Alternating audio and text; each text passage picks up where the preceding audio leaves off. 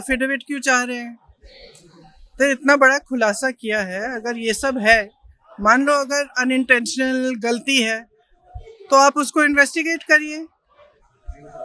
आप voter list दे क्यों नहीं रहे हैं? आप इन्वेस्टिगेट कर क्यों नहीं रहे हैं? उसके बजाय आप कह रहे हैं कि अफिडेविट साइन करके दो। इससे बड़ा ओथ क्या है जो हम सदन में लेते हैं? इससे बड़ा इस देश में कोई भी ओथ है नहीं है। वो ओथ तो लिया हुआ है, पब्लिक में सब कुछ कह रहे हैं, दिखा रहे हैं आपको कि देखिए 40,000 फर्जी वोट हैं, 10,000 पता नहीं जो भी है, उनके आंकड़े मुझे याद नहीं है, बट जो भी 11,000, 1,00,000 से ज्यादा एक असेंबली में, एक विधानसभा के अंदर। आप समझ सकते हैं, जो चुनाव लड़ता है वो समझता है इस बात को।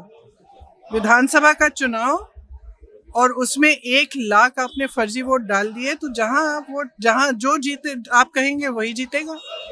स्पष्ट है, उससे कम चाहिए होते हैं विधानसभा में। तो ये बात स्पष्ट है कि इस पूरे मामले में गड़बड़ है। अगर आपकी बात में ही 60% का झूठ डेटा पे मिक्स हो, तो मतलब आपकी क्रेडिबिलिटी बोलने के साथ 60% कम मान के लिखी जाएगी। और इसलिए जो फेक नैरेटिव बनाने की बात करी है, वो फेक नैरेटिव अपने आप में उन्हीं के तथ्यों से पूरी तरीके से ध्वस्त हुआ है। और हमारा ये कहना रहेगा कि हमारे जो संवैधानिक संस्थान हैं, उन संवैधानिक संस्थानों को